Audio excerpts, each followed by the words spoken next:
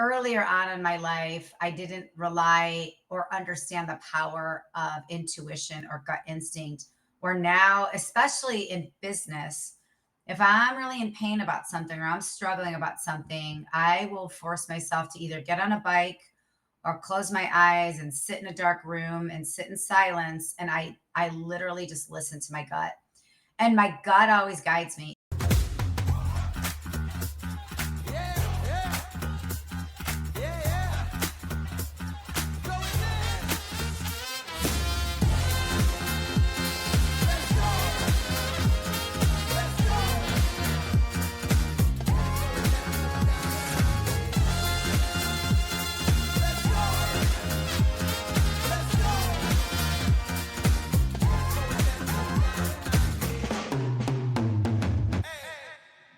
Welcome back. We're here for another mini episode. Mandy and Amani. I was gonna say Amandi. Hey, we I'm should use that. Andy.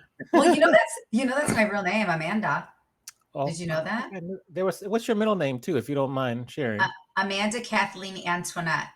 Oh, Antoinette is the part I was like, what is that? Okay. All right. Hmm. All Yeah. right. I'm only Cool. Amanda if I'm in trouble, but it's very close to Amani, so I understand it could be tricky. Yes, it Yeah. is. What is our topic of discussion for today? I want to talk about decision making. And Okay. and not just because I'm in decision making hell with my renovation, but uh, decision making in business because I have some thoughts about it and then I have some questions. I'm very curious with you about it. And I think I'm in general, I want to talk about what goes into decision making and how do we guide people to decision making and like just how important it is. I really think as a leader or as a business owner, one of the greatest skills that you can practice, and it is a practice, I think. I don't think anybody ever gets to expert level at this, but I think one of the greatest skills you can really, really hone is decision making and understanding how people make decisions. So I thought we would chat about that today, if you are okay with that. I am okay. Where shall we begin with the decision making discussion?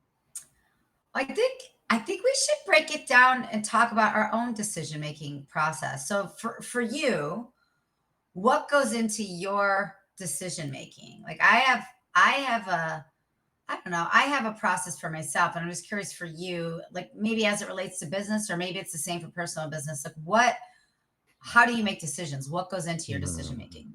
So we can break that down. So professionally, I try to evaluate the pros and the cons. I talk to a few people that I trust, maybe just to make sure I'm not uh, my blind spots, like to identify my blind spots. What if it's a big decision? For example, like remember I talked to you about the Ask Ashlyn and doing a similar service to that. Well, I Yeah. thought about that. I talked to a bunch of people about that. I got some opinions, both from like Brand Builders Group, my strategist, and some other close colleagues such as yourself. And then I just decided. So, even though maybe my Brand Builders Group strategist was like, no, you don't be distracted, I still decided to go for it because I think it could be fun, interesting experiment, and I can use the experience to help with my kind of fractional artist manager clients. So that's like a Mhm. professional one. So you Personal. reach out, you ask people, like there's because I've learned in decision making, there's collaborators and there's solo decision makers. So you're a collaborator. Yeah, yeah, I'm a Yeah. collaborator. Although if there's something that comes along where I'm like I'm in, I'll do that too. Personally, I'm a little bit of a collaborator too. Just once bitten, twice shy. So you really try to do that, and just to make sure I'm not missing anything because we Yeah. can get so tunnel vision in how we feel in our experience to try to understand either the other person's perspective or just the perspective of what you might be deciding on, whether it's like buying a house or moving or investing. Try to get another person's perspective so your tunnel vision doesn't kind of get you in trouble. Mm, I like that. I like the I'm not necessarily a collaborator, but I do ask people about blind spots. I'll be like, what are my blind spots here? Because I want to know what I'm missing. I'm sure there's a million things I'm missing. So I think that's good. I like that. Mhm. What's your philosophy? How do you?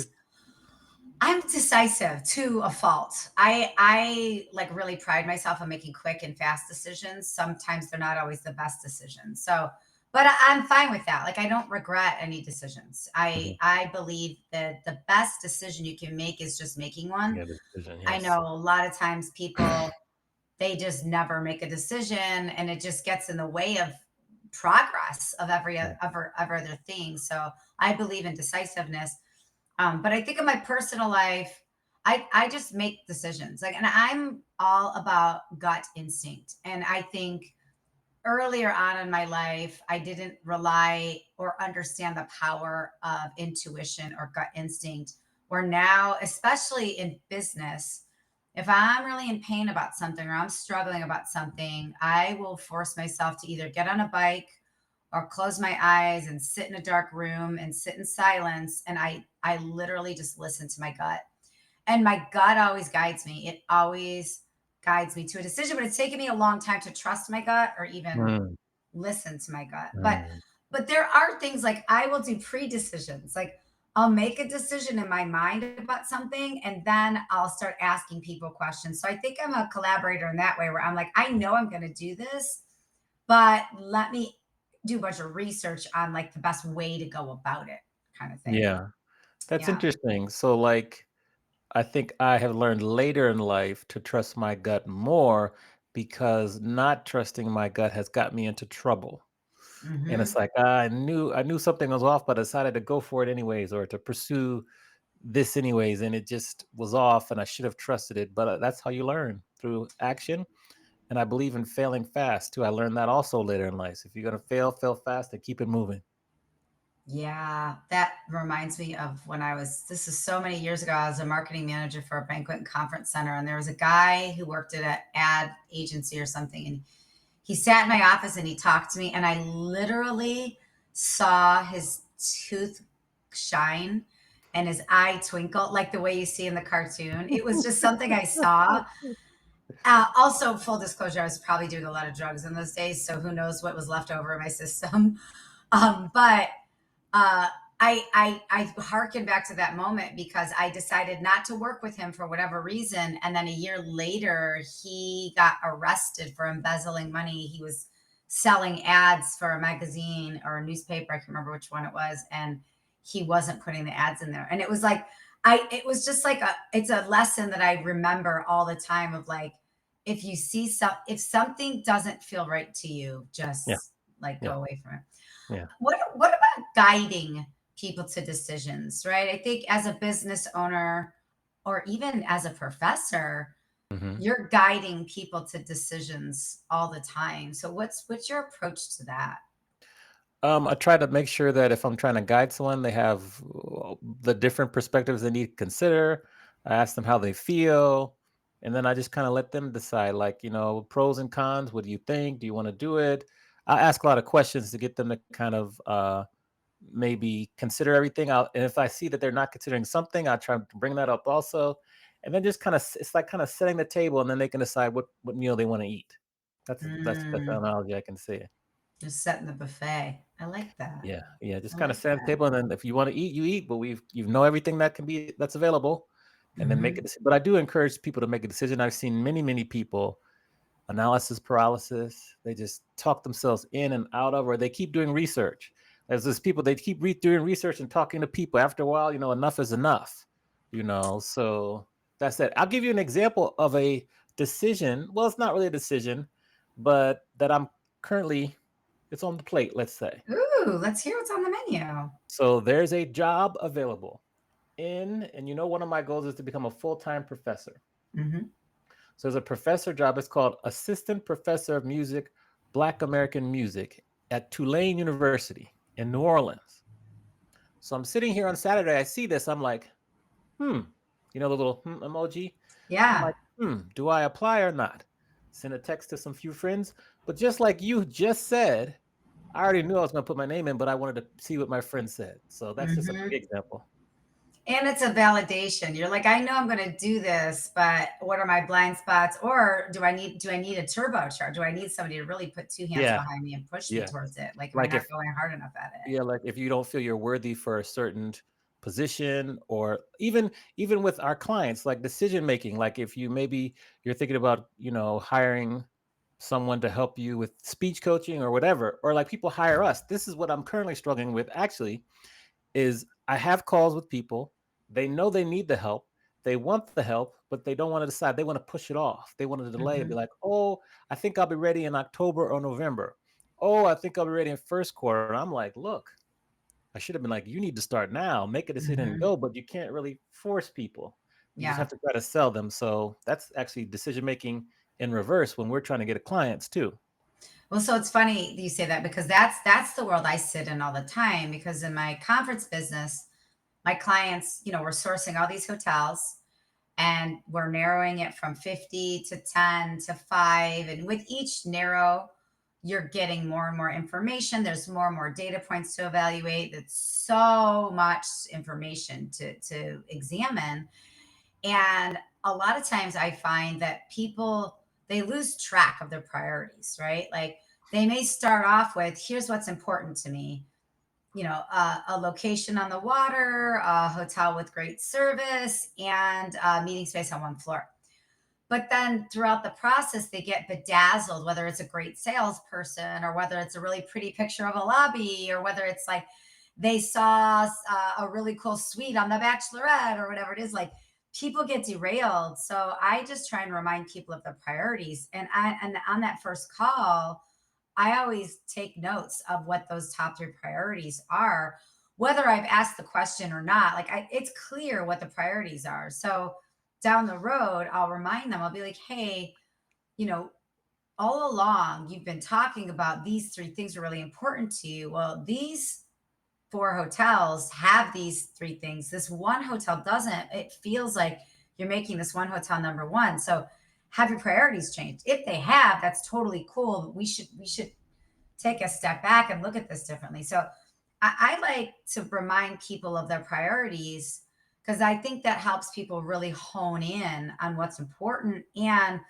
guide toward that next step in a decision. I think it is so easy to forget where your priorities are. And I do that in coaching too when I interact with my coaching customers of like, a lot of people they see shiny ball. Like I want to do Yeah. this and I want to do that and I want to do this, and I want to do that. And sometimes they'll be like, hey, I love your energy and your priority is to develop and grow this one revenue stream. So, has that changed? If it has, let's stop the work on this piece and let's Yeah. focus on this other area because you're just one person. You can't do everything at the same time. So I try and remind people the priorities and then, just bring it back to the basic principles of why they're doing this. And that normally helps people get guided to the next path.